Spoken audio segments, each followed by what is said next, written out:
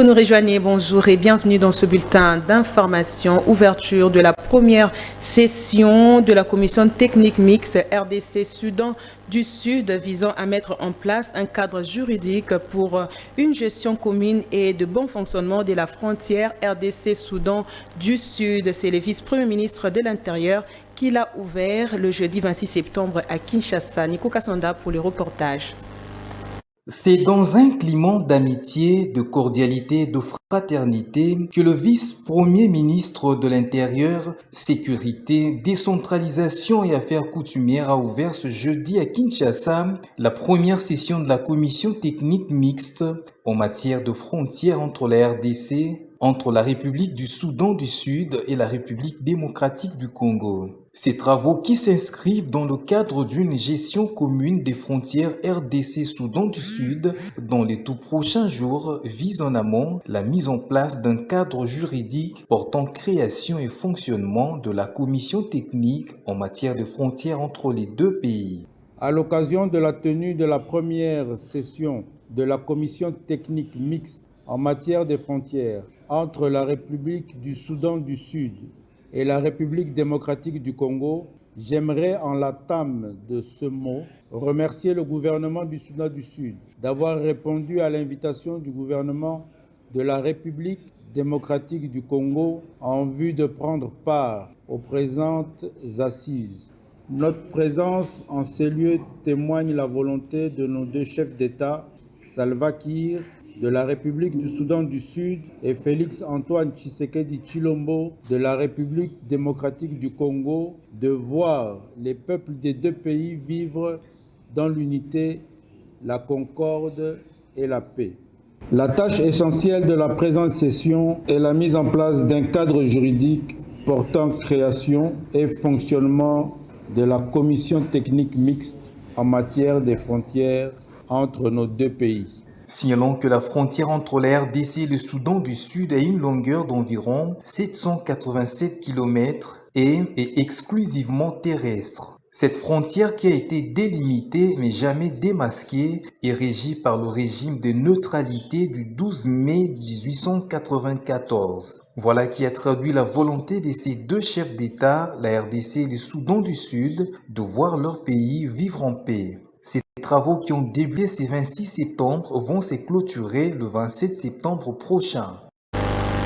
Des nouveaux effets militaires ont été découverts par les forces armées de la République démocratique du Congo au village Nyangi en territoire de Djougou en Ituri avec un corps d'un officier de la milice Zahir enterré dans des conditions inappropriées. Ces découvertes se font sous le leadership du commandant des opérations, le lieutenant-général Luboya Kanchama. Suivez.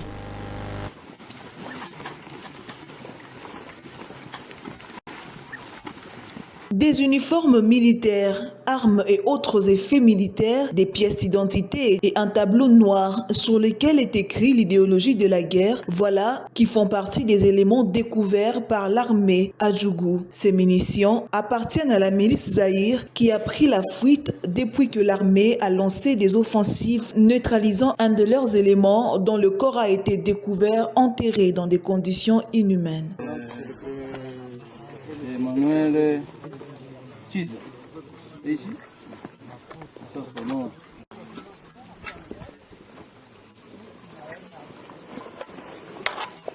À cela s'ajoutent les 30 armes AK-47 qui ont été découvertes la semaine dernière par l'armée de la RDC avec d'autres éléments de guerre à côté du site de déplacés de Niamoussassi. 2-0 Victoire 2-0 Victoire.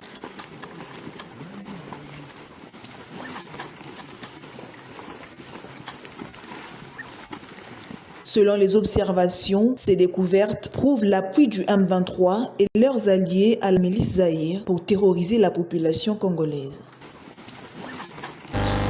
Et puis, présentation des réformes judiciaires par le ministre d'État de la Justice, Constant Moutamba, c'est su dans les buts de trouver une thérapie appropriée à la justice congolaise, comme le veut le chef de l'État, Félix-Antoine Tshisekedi Tshilombo. Suivez.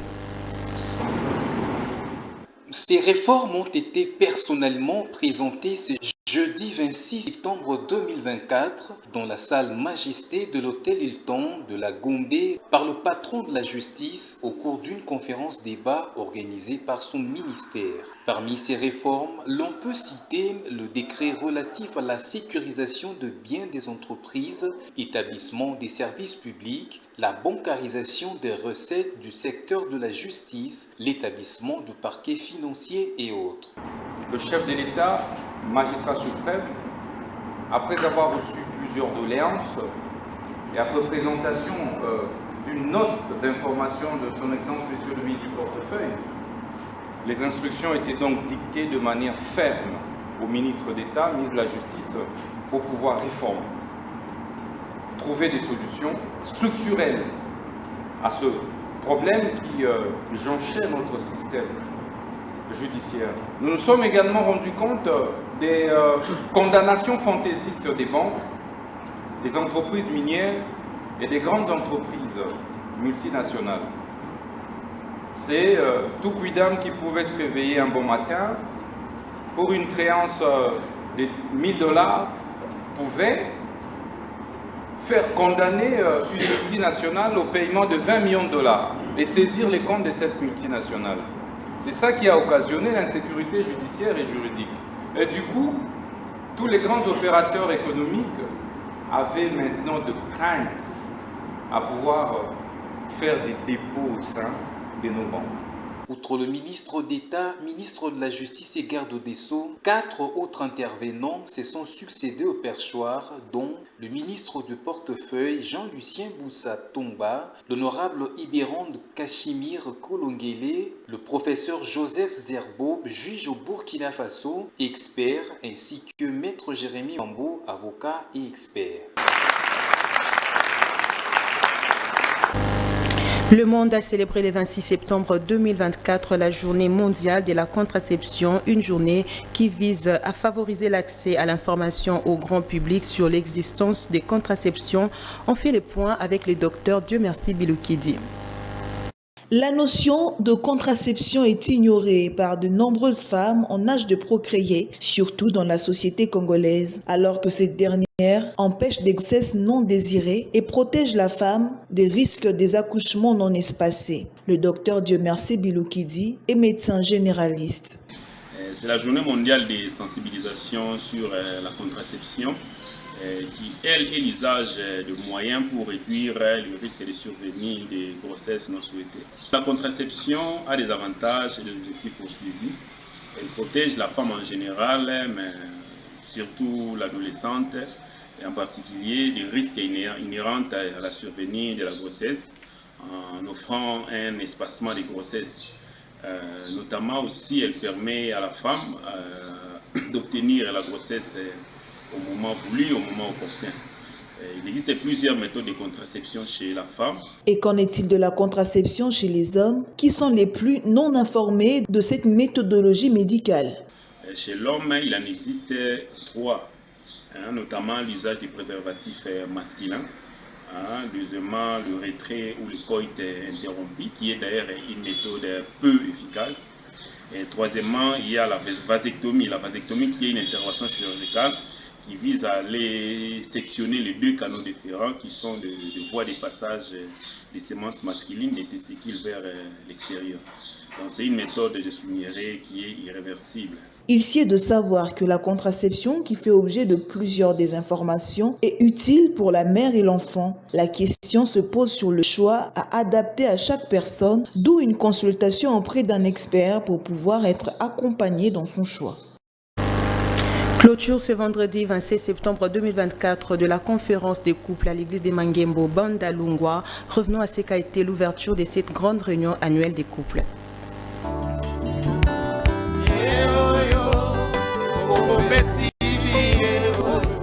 L'église de Mangembo Bandalungwa s'était transformée en un somptueux cadre pour accueillir chaleureusement les couples fiancés et mariés à l'occasion de la conférence annuelle des couples. C'est la coordonnatrice en charge du domaine de la famille et du counseling, ancienne Christine Mavouvoula, qui a lancé la dite conférence. La servante de l'Éternel a appelé l'assistance à travailler pour faire avancer le royaume des dieux, mission que Dieu a donnée au couple. Christ, Église, mari et femme, Basengeli va travailler pour faire avancer l'œuvre de Dieu. C'est là où, pour faire avancer le royaume des dieux, c'est là où tozo kota na oyo to comme na deuxième point na biso na oyo tozo bela lelo tolobi. Le mariage est une arme de Dieu pour travailler pour l'avancement de son royaume. Alléluia. L'ancienne Mavouvoula a exhorté les couples et fiancés à cultiver la vérité pour ressembler à l'Éternel. Soki na kati na libala, bozolo bakaka vérité bino mbale mwasi na mobali. Bokomona ke boko avancer sans problème. Si vous cultivez l'esprit de vérité dans votre couple, vous allez avancer.